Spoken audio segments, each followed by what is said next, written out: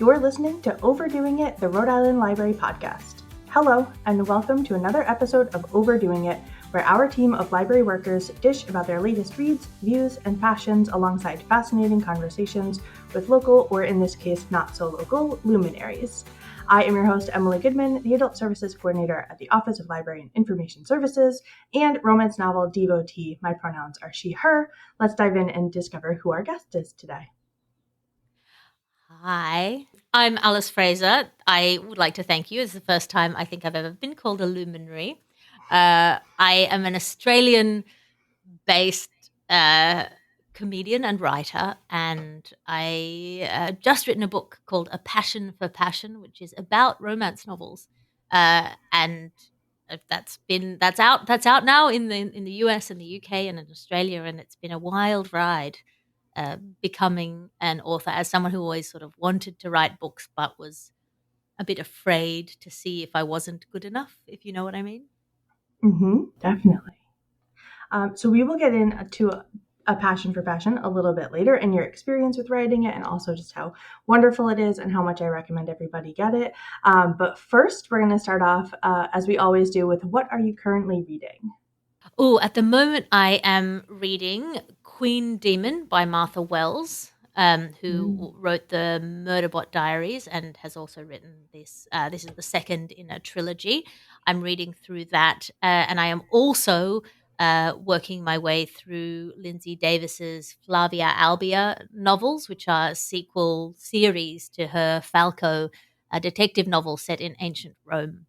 So Cool. that those two books are operating in tandem with one another depending on my mood and location at the moment. Did you do the other Martha Wells books, or is this your first entry into her writing? So I read the Murderbot series for my podcast, which is called Realms Unknown, which is science fiction and fantasy.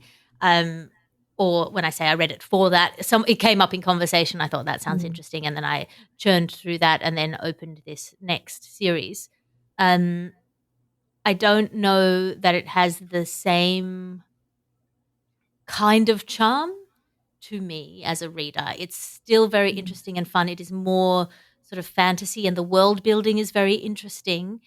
But I find that the way she's doing sort of time jumps, and limited view and sort of unreliable narrator, I I'm going with it because it's very well written, but it's not working for me yet. It hasn't gelled into sort of coherence, and that could be because it's the book that I'm reading late at night when I wake up to breastfeed my son, and so my brain isn't 100% on. Like the perfect book for that, my breastfeeding classic was the Reacher books, because that's exactly the right level of reading that you want to do. It has to be interesting enough that you want to pick it up at like 2:00 in the morning, but also not so interesting that you keep reading when the baby goes back to sleep, because that's deadly. You're working on very little sleep margins already.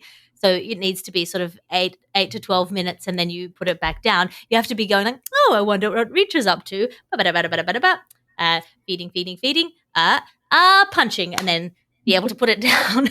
And so there's a particular level, and I don't think this book hits it. So it's not a criticism of the book per se, but it is a criticism of the book for me as that reader at that o'clock. I think I need to switch in a different series and maybe make her a daytime read. So did you read the first one in that series as your breastfeeding novel as well? No, that was a daytime read, and so Okay, so you're feeling the shift. Yeah. well, I have the same criticism, but I'm less tolerant of it this time, and I'm not sure if I'm less tolerant of it because of the late nightness or because I was hoping that she would have resolved some of the open questions and some of the open kind of it is doing that thing where something big happened and the POV character knows what the big thing is, but is sort of refusing to think about it or tell us. So they're sort of referring to it in conversation, and everyone knows what they're talking about, but we don't know, and there's no good reason for us not to know except for this kind of time jump thing. And that's the feeling that I have. But again, it could just be that I'm not reading it well enough at the moment. So I don't want to level the criticism at Martha Wells, who I think is a very good writer. I'm blaming more myself for just not being up for that kind of Yeah. tech at the moment. That resonates with me. I just finished reading Fourth Consort by Edward Ashton, who wrote Mickey 7, and I loved Mickey 7 so much. I watched the movie that they made out of it with Robert Pattinson. I thought it was fine, but I really missed elements of the book that I had really resonated with. And then, so when I saw that he had this other one, I picked it up and I was reading it, and it was good. I don't do a lot of sci-fi and like extraterrestrial fantasy very often. And so I think I got really stuck on what do these characters look like? What does this world look like? How are these things coming together and what do these things mean? Because I'm not familiar with the sci-fi tropes. And so I finished and I was like, I don't think I got it. I still have a lot of questions about why different characters did what they did or had the relationships that they had with one another. And I don't know if it's like you're saying, I don't know if it's me or if it was the book not fully explaining some things to me the way that I would have liked it to. But I got, a little confused. Have you read Lois McMaster Bujold's Volkosigan Saga? No. If you like romance, I do. It's not a romance, but it has a lot of, particularly the first book, Shards of Honor and Barrier, which come together as Cordelia's Honor. So great. It's so great. Okay. And it's a really good entry point for sci-fi because it's got a lot of really good plot points that are direct results of the technology, the prospective technology that is involved. There's various sort of wormhole travel, and then the politics around these wormhole nexuses. All of that stuff it's proper hard sci-fi in so far as those things drive the mechanics of the world and the plot. But it's really good on people and people's motivations and people's feelings and the dynamics between people, subtle and overt, and the ways that you can have power and in different societies and different cultures, the ways that people use power. I think as for somebody who can be turned off by the slightly Lego man feel of a lot of classic sci-fi, even, things like Asimov or Ian M. Banks, where it's sort of like people are just doing things. They're just performing a function, or they're driven by ambition, which is not very to me. That's not a very clear driver because, sure, ambition, but why are you interested in this thing? Like, why is that the thing that your ambition has latched onto?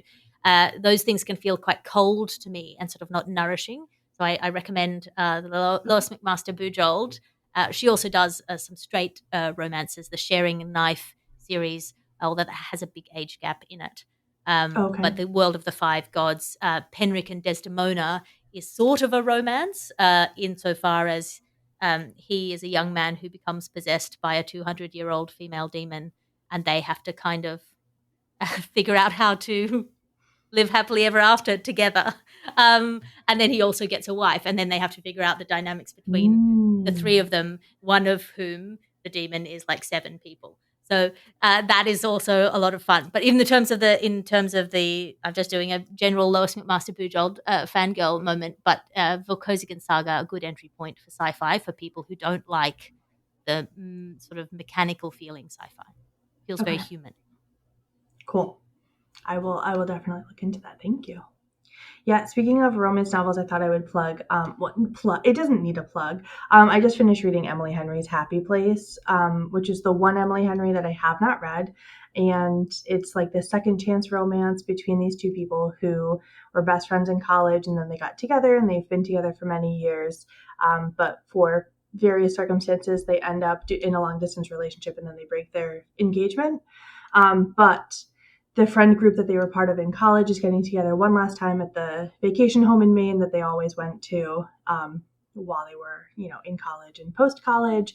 And so they have to pretend they're still together at the vacation house for the weekend for their other friend's wedding. And it's, I wasn't sure that I believed in the love, whether I wanted them to get back together again at the end, which is my pitch for sort of maybe a subgenre in romance in which the happy ever after is a breakup.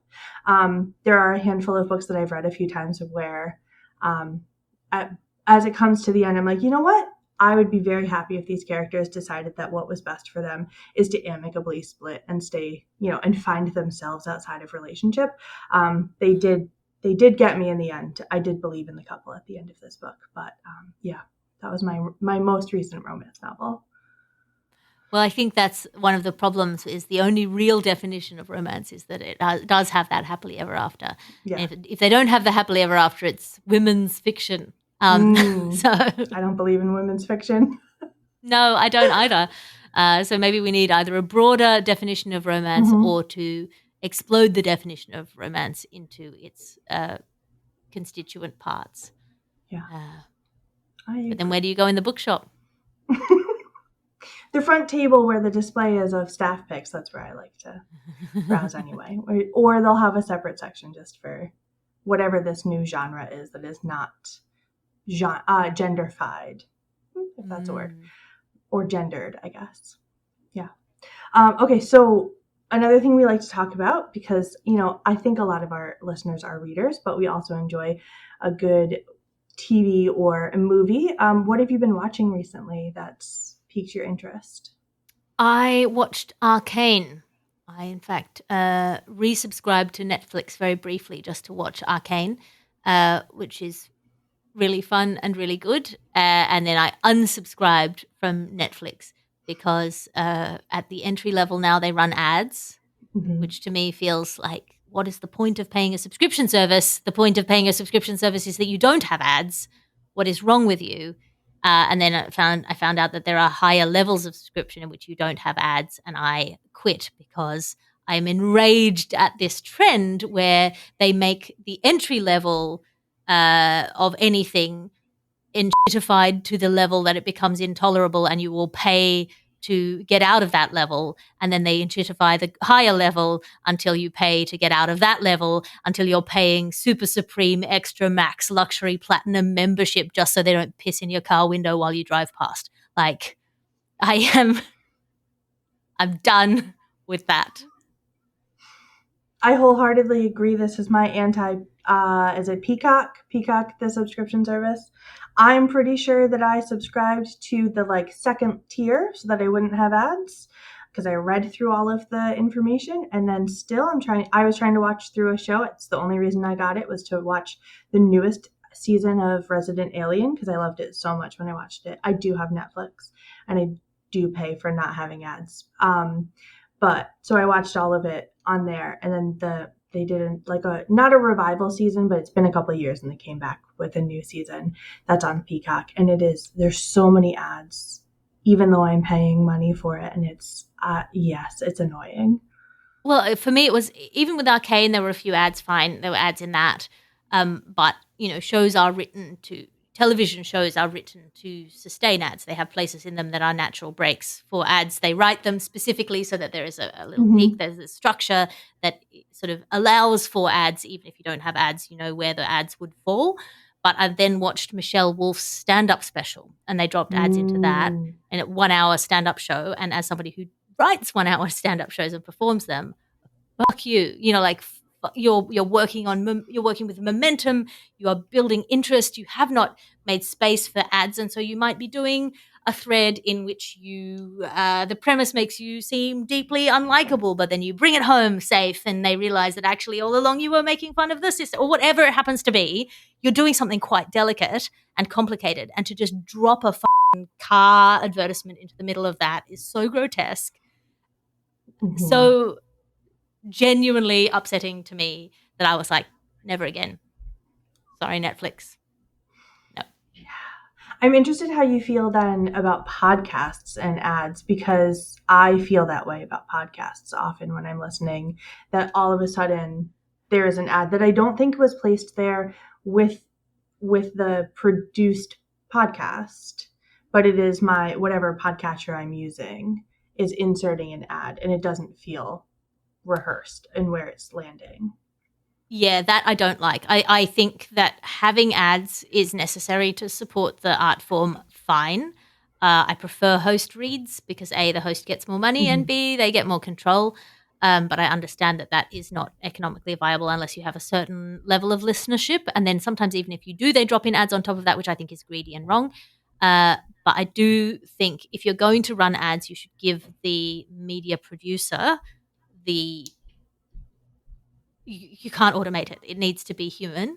That needs to be a Mhm. human thing. I don't think that's a thing that you can identify with AI, a natural lull in the conversation or a natural teaser for a next bit where you're, building up some hype. And then, as you say, you can have this structure that the production is aware of and that the creative team is aware of where you're like, okay, we need to set up for the next bit. You need to do what do they call it? A sizzle for the next topic so Mm. that people stay on after the ads, and then you can finish the topic, or you can have a shape to the work um, that is part of the art. Like where there are breaks in the work is part of the work. It's part of the impression you want to give. And I know, it's not that serious. Podcasts are just people chatting, but they aren't. They aren't just people Mhm. chatting. This isn't the kind of conversation I would necessarily have with someone who I have never met before. Um, it's a treat. It's a sort of a special space. It's been outlined as a space for doing a particular kind of work, which is the work of drawing out ideas on a particular topic in a space that is dedicated to that. There's an art to conversation. There's an art to conversation that will be perceived. There are Mhm. things that I will keep private in this conversation because I don't want them to be part of my public persona. That if we were in person, I might tell you. Vice versa. It is art. It is work of some kind.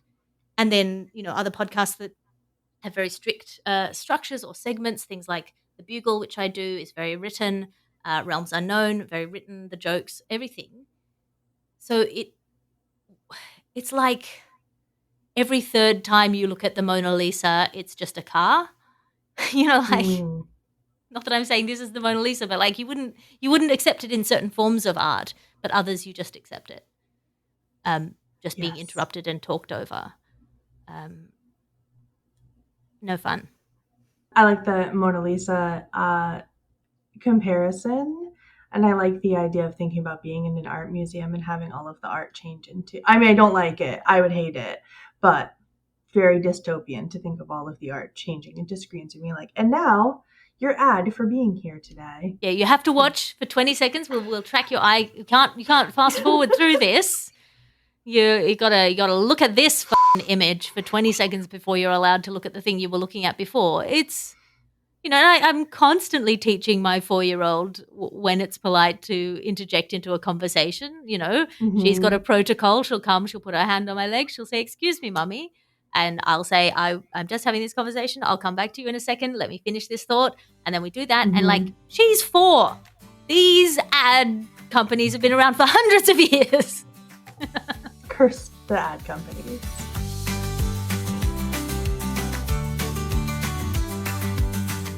Great. So we're going to switch over to the main section of our episode where we will talk with you about you and the book and all things romance novels. So again, your book is called A Passion for Fashion. And I guess let's just start with where did the book come from? What was your inspiration for writing it? Okay, so this is an extremely stupid story. So Great. in the year 2019, I was approached by the Bugle podcast production to do a spin-off show.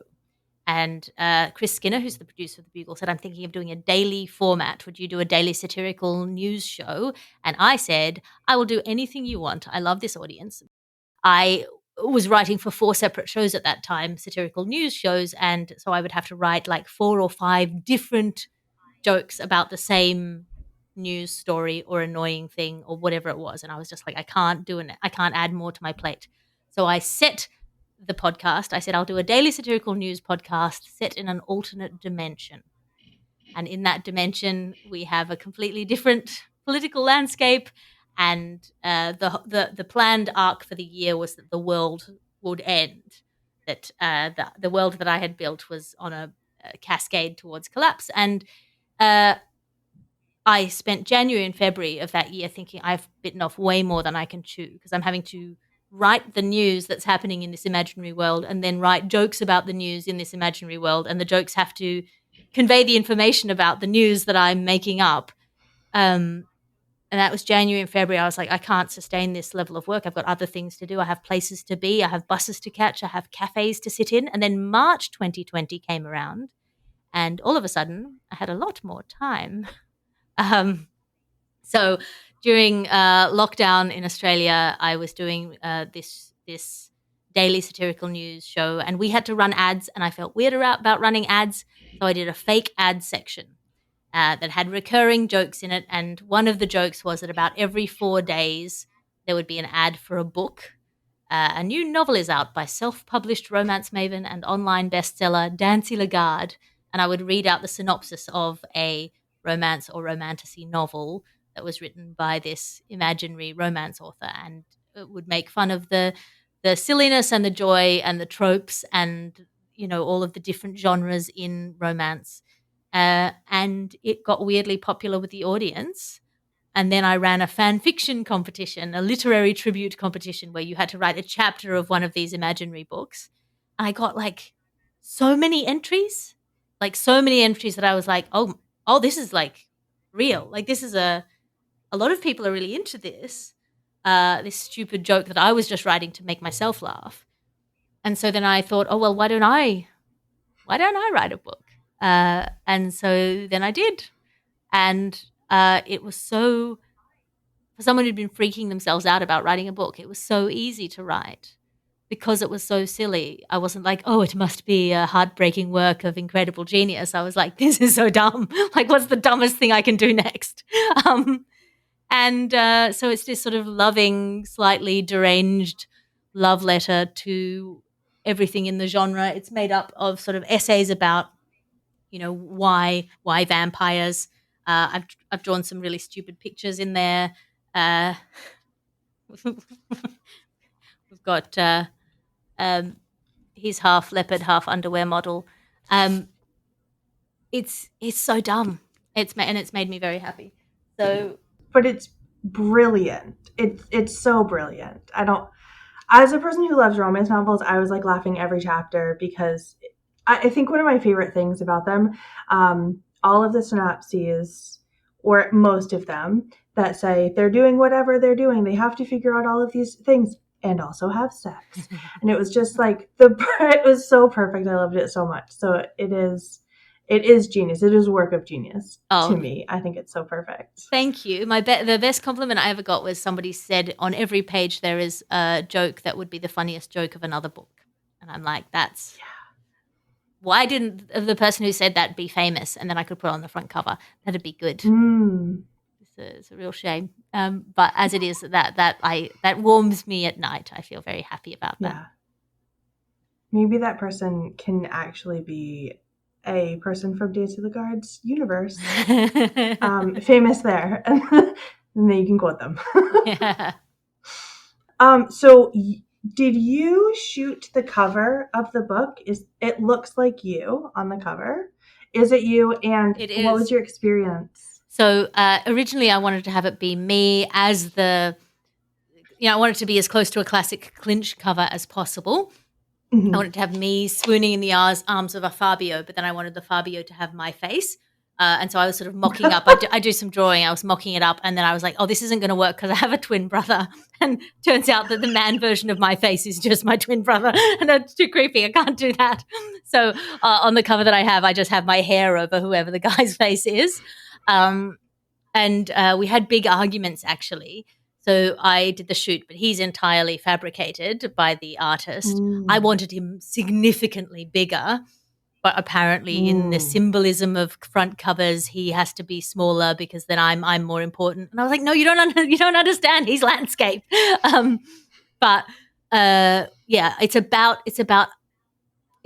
half as silly as I wanted it to be and 4 times as silly as they wanted it to be. So I feel like overall I won. I wanted it to look very much like a classic clinch cover, but they said that would be sort of deceptive if people would pick it up thinking it was like an actual romance novel rather than jokes about romance novels.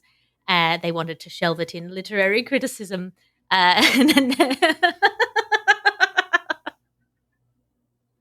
Which it sort of is, but that makes me laugh. It's the silliest literary criticism you ever met.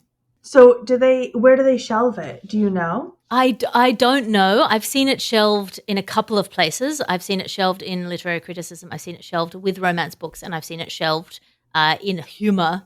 I feel like humor as a category section, it does such an injustice to funny books and comedy books and books that are about comedy. It sort of, there's something inherent that's like gag gift joke book Mm. that I think there's some incredibly funny and beautifully written books that get shafted by that categorization. And I think that's a real pity. Yeah, that's interesting because I thought humor at first, but I see what you're saying where like those books that are like, oh, the dog ate my homework and seven other things, whatever. It's Yeah, just yeah, like yeah. 100 passive aggressive letters to leave your husband at the sink. And you're like, oh, please, cricketing jokes from 1992. you said cricketing, like the sport. Yeah. Do you know a good cricket joke? Yes, but it requires you to know anything about cricket. Okay, great. I don't. But there's one that was in a cricketing joke book that my grandfather owned, and he kept it in the toilet of their house, and so I would go in and hide and read it. And I was very confused by it. But there's a lady who's in a bar, and then the famous cricketer Tiger O'Reilly also comes in the bar, and he sends her a drink across the bar. She meets eyes with him, and he thinks she recognizes him, and so he sends her a drink, and the waiter brings her over the drink and says, "Madam, this is a gift from Tiger O'Reilly." And she says, "Oh, really?" And he goes, "No, Madam O'Reilly." Uh, Gah! Perfect. How is that still in my brain? I read it when I was 7. How is that still taking up real estate that I could be using for anything? Because a pun joke is a good joke. We love a pun. I forgot to buy apples the other day, and that was because of that O'Reilly joke. I went to the shop. I meant to buy apples. I forgot the apples, and it's because that joke is still somewhere in my hardware. Oh yeah, that's forever. That's with you forever. So other than Dancy Lagarde obviously being your favorite romance novel author ever, do you have another favorite in our universe? Our universe. That's tricky. And then why? That's very tricky. I find it hard to pick favorites because so much of my preferences are mood dependent, and I think almost always with romance, it depends on what you're in the mood for. There are certain authors that are better at writing, for example, second chance romance. There's certain authors that are, for example, better at writing historical romance. And if you're in the mood for one over the other one won't work for you at all. Um, I often will recommend things that are sort of slightly cross genre. So, for example, the Lord Peter Wimsey series of books by Dorothy L. Sayers, who there's a few moments where it's like very of its time. If you're a sensitive reader about cultural dynamics, that might not be for you, but they're rare. These moments where you're like, and the moneylender, you're like, but the love story between Lord Peter Wimsey and Harriet Vane, who he encounters when she's been accused of murdering her lover, and he proves her innocent and falls in love with her, and she can't be with him because she doesn't want to be the rescued princess to the White Knight, and she's a bohemian, has no money, and he's Lord Peter Wimsey, and he's just saved her life, and she cannot bear to be in a relationship where they are not equals. And then the next 6 books is them figuring out how they can be on the level with one another, what he has to give up and what she has to gain so that she can feel like they're on equal footing. It's just one of the most beautifully drawn human kind of love stories going. And so that's not a romance book, but the thing about it that is so good is the romance of it. And I think romance readers would like it because the structure of the crime gives you that narrative satisfaction in each episode, and then the relationship is so well done. Um, so as long as you can stand occasionally being like this this dumb Irishman, then you're okay. Your mileage may vary again depending on your mood. Lois McMaster Bujold, I love. Man, again, it's very hard to untangle like what you read at what stage in your life. I always like Mm-hmm. a little bit of Candace Camp for historical. I tend not to read a huge amount of modern, um, just because romance is always quite escapist for me.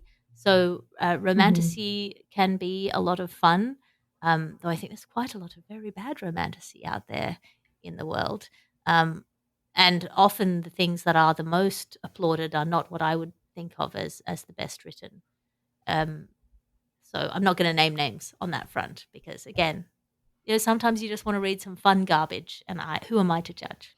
Though romantasy was something that I was curious your opinion on. I've seen a lot of commentary from people about romantasy as a genre being sort of like just a marketing term, whereas um, fantasy as a genre has always included, or has historically included romantic elements to it. Romance happens in fantasy. Game of Thrones, for example, right? Books sort of written by men, and yet now women are writing in this genre, and we are labeling it romantasy, and it's something very specific and marketable, and so yeah. What are your thoughts on that, if you would like to share? You have books like Cushiel's Dart by Jacqueline Carey, and that series in which sex has power and romance and love are sort of Mm. integrated. Things like Swords Point, which is um, also fantasy where the romance is kind of forward in the structure of the plot. I think that's a distinction where there's a fantasy where romance happens in it, as with a lot of male written or trad fantasy, the romance is the reward for completing the quest. It's Mm. sort of you win the princess in the end, and maybe you win her by proving yourself in this way or that way, or rescuing her from something. I think that it is worth making a distinction between those things where romance is sort of um, part of or secondary to the plot versus where it's a driving force in the plot, and it is sort of the function of the plot is to drive the romance, and that sometimes can make it very clunky and clumsy because things just happen for no reason because they have to be in a remote cabin with only one bed, and that can feel very annoying.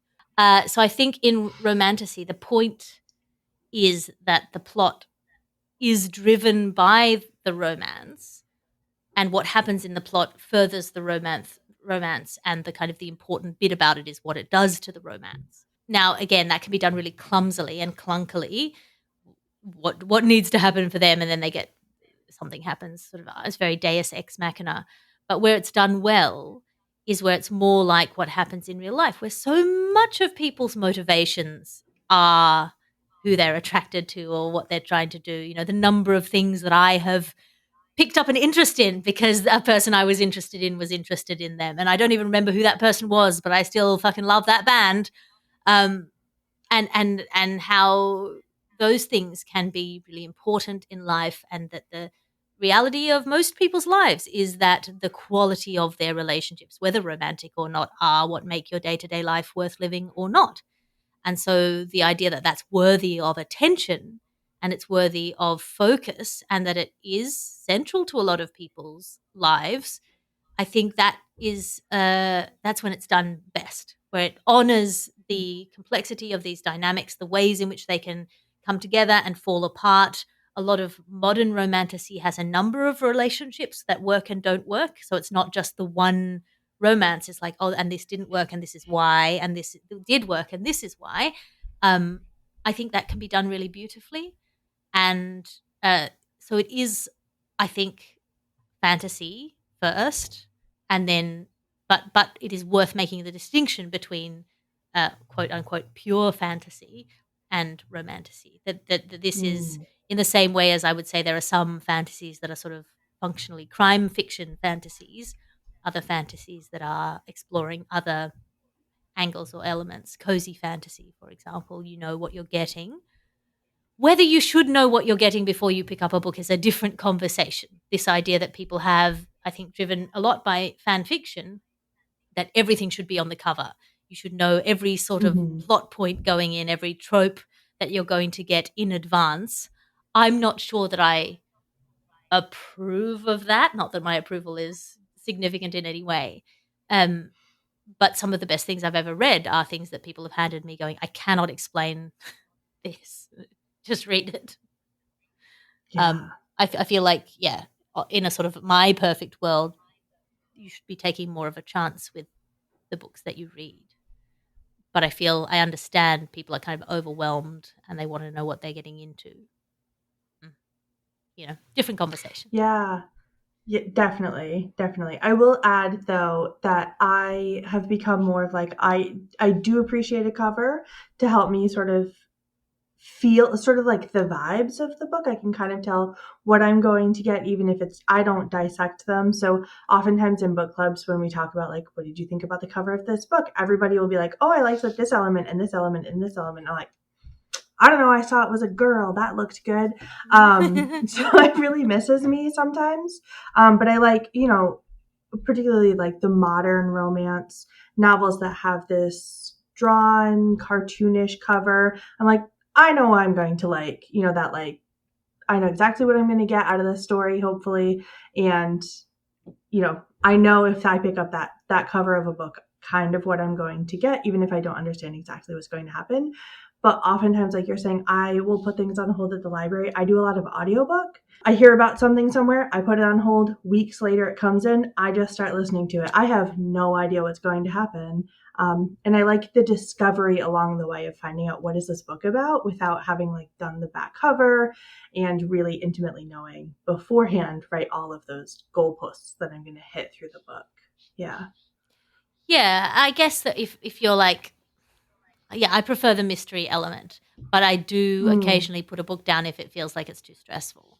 And I can understand if you're already kind of over revved on stress. If you picked up something where it's like super intense and they're going through really, really terrible times in order to get to their romance, then you just might like I'm not up for that. I'm up for like cozy, Hmm. calm.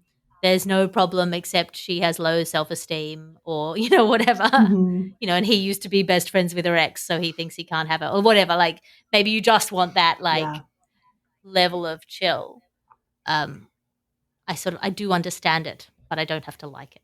So maybe we can pull back a little bit from the book, although I could talk to you about the book and romance stuff. Yeah, maybe we can pull back and Hey. talk about all of the other projects that you do and how you keep fresh with all of your jokes between like the Bugle and your other podcasts and this book and just all of the creative adventures that you do. But yeah, what's your sort of process for keeping up and with everything that you do? So a large part of my process is I run 3 writers meetings a week through my Patreon, and I am then sort of presented with a huge number, or not a huge, 20 or 30 people who are all working on their own projects, and they're all doing really interesting things. And then in the workshop sections, I have to ask this question of like, what are you trying to do? And are you being successful in doing it? And it really takes writing down to the brass tacks for me. That you've got some people who are doing academic writing, and some people who are doing poetry, and some people who are doing fantasy, and some people who are doing science fiction. And having that every week presented to me as a, how can I help fix it? How can I help tinker with it? Helping other people with their work allows me to be more confident in my own work because the stakes are somehow lowered. I'm like, everyone's trying to do something. And then also takes me back to the basics of like, what am I trying to achieve? With what is this? First of all, I'm trying to make people laugh, but like, what is the point of this joke? What does this joke have to carry? What information does it have to bring in order to perform the function that I want it to perform? So it allows me then to have this kind of, I guess, breadth of different things that I'm writing for without feeling like it's a gear shift necessarily. Because if I'm writing for the Bugle, it's satirical news comedy. If I'm writing for Realms Unknown, it's science fiction and fantasy comedy. If I'm writing for my stand up, it's usually very personal comedy, but it's all brass tacks, it's all performing a function. And then also handily, if I'm like, that's good, but it doesn't quite fit, there's usually somewhere else where I can put it. Do you have like a journal where you write down your sort of like great jokes that aren't great for this and sort of save it for the right place? Yeah, well, yes, no, I don't have a journal per se. I have a document that's called my cut bits, and it allows me to exile my darlings rather than murdering them outright. It gives me better capacity to edit in a way that doesn't feel heartbreaking, because I'll put it in this document. And surprisingly, sometimes 5 years later, I'll be like, I had something on that, and I'll go back into the document and I'll find it, and that joke will have been, that concept or that arc or that framing will have been percolating somewhere in the back of my hindbrain for those 5 years, and suddenly be like, this is the perfect time for that joke. So yeah, I do that. And I do have physical notebooks where I write things down. But I feel like a journal implies more orderliness than I have in my process. That's fair. I feel like an online document can serve as a journal for you. Is there anything in that document that you can think of right now that you're willing to share that is like that has been that 5-year long thing that you're waiting to still find the right place to plug in, that you're like, one day I'm going to So find a many. spot for this? I had the idea for a stand-up comedy show where I'm strapped to some train tracks like a damsel in distress. And I have a bunch of jokes for that. And that, sort of turning around ideas of like power and oppression and playing with who has the voice and who has the control. And I never did that because I was like, I don't want to have to carry around a massive train track set from festival to festival. But I still think it's great. It would be a great show. And so there are jokes that keep sort of falling into that show in that part of the document. And at some point I'll have 11,000 words and I'd be like, well, I've just already written the show, haven't I? So I might as well just do it. It's sort of assembling like a Borg in the background. That's great. I'm also envisioning that if you get like a Netflix special, but it won't be on Netflix because we are anti-Netflix in this podcast episode. Oh, if they give me money, I'm going to turn around so fast. Okay, wow. Great. Valuable, those ads. So if Netflix wants to do, to earn you back to their platform, I'm envisioning that you could do it on proper abandoned train tracks and just have people around you. Oh, yeah. So you wouldn't have to carry them with you. Yeah, doing it on the actual train tracks, doing it as a movie rather than as a live show, I think would be a lot easier. But yeah, I did have this idea. I still think it would be a lot of fun. But I think so. For example, my show this last year was about a passion for passion, and it ended up being quite a lot about masculinity, because over the last 5 or 6 years, I've been thinking a lot about the conversations that we're having about masculinity and how there are so many men who are telling other men what women want from men. And the problem with those men is that they are not women. And the thesis of that show, not of the book, but of the show about the book, which is about me writing the book and everything, is fundamentally that men ought to read romance novels. Because I don't think straight men know what women find attractive about men. And not 8 feet wide and 34 abs, but the ways in which a lot of traditional heterosexual romance starts with him functionally exhibiting some form of, let's call it toxic masculinity, over revved masculinity, unpleasant masculinity, where he's he's a buttoned up military man who can't express his feelings, or he's focused on his work and his status, or he's the boss of the mob and he can't afford the finer feelings in life, or whatever it happens to be. And then over the course of the plot, you figure out how those two people can work together, and he has to lay down one of these traits at her feet. And it's not a one-to-one. He's at the House of Lords and he's got an important speech, and they've got an arranged marriage, and and she doesn't think he loves her, and so she runs away, and then she gets kidnapped by bandits, and then he has to leave the House of Lords. I'm sorry, gentlemen, I don't care, and get on a horse and ride through the rain and fight the bandits, and then carry her into a cave. And oh, my darling, I never knew how much I loved you until this moment. Amazing.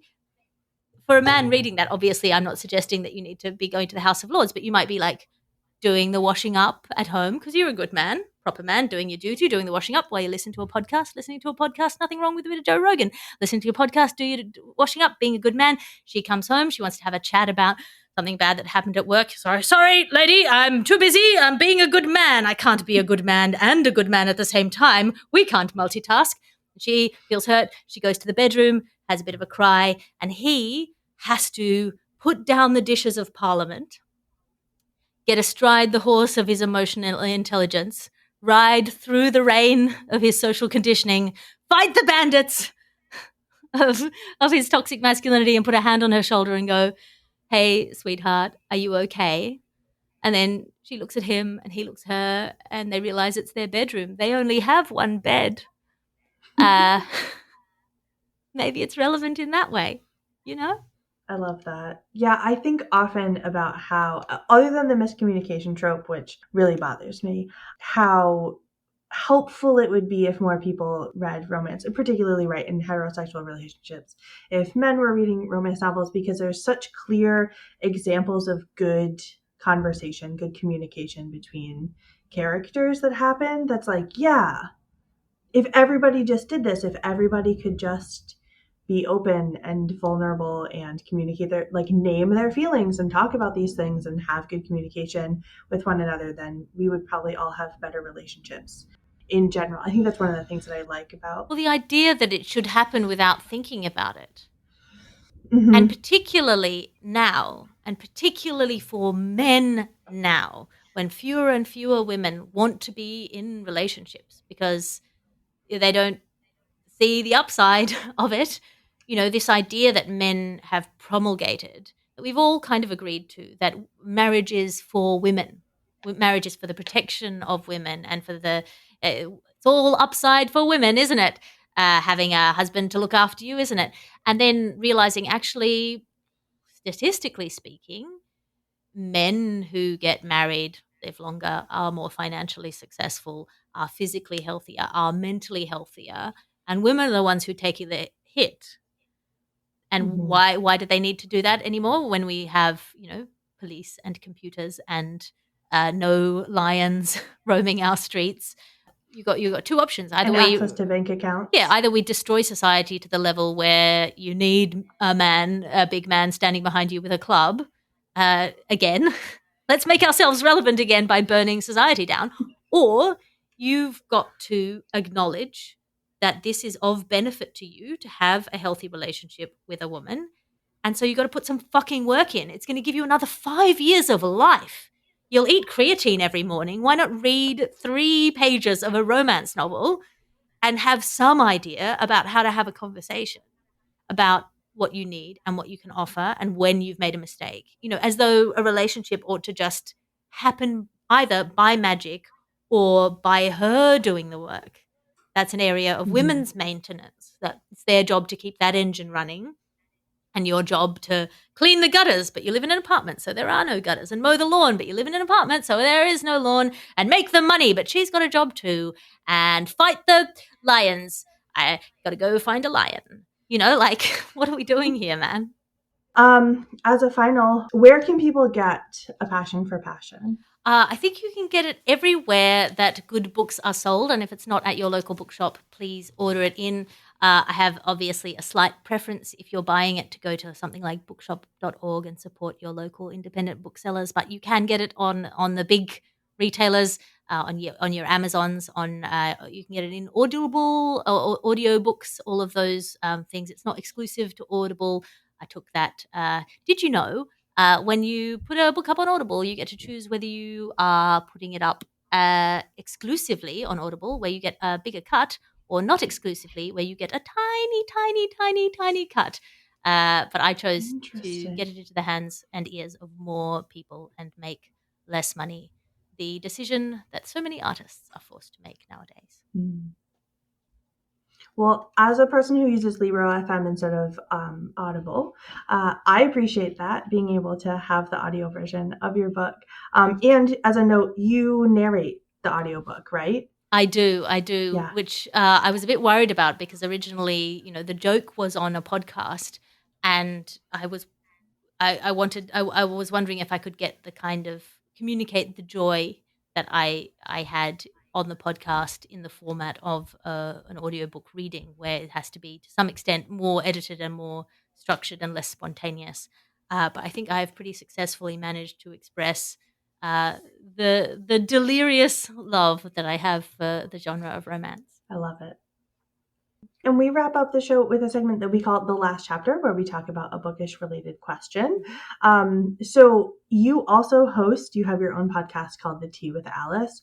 So, and I know in that podcast, you ask people what they're drinking when they're on the show. And so I thought I would ask you, what tea would you choose to pair with a reading of a Dancy Lagarde book? Ooh, for a Dancy Lagarde, I would go probably with like an oolong. Something that's gonna like slightly give you a bit of a whack up the head with some quite strong flavor and some fairly strong caffeine, so that you get into that mildly hysterical buzz that I would love you to be reading my books with.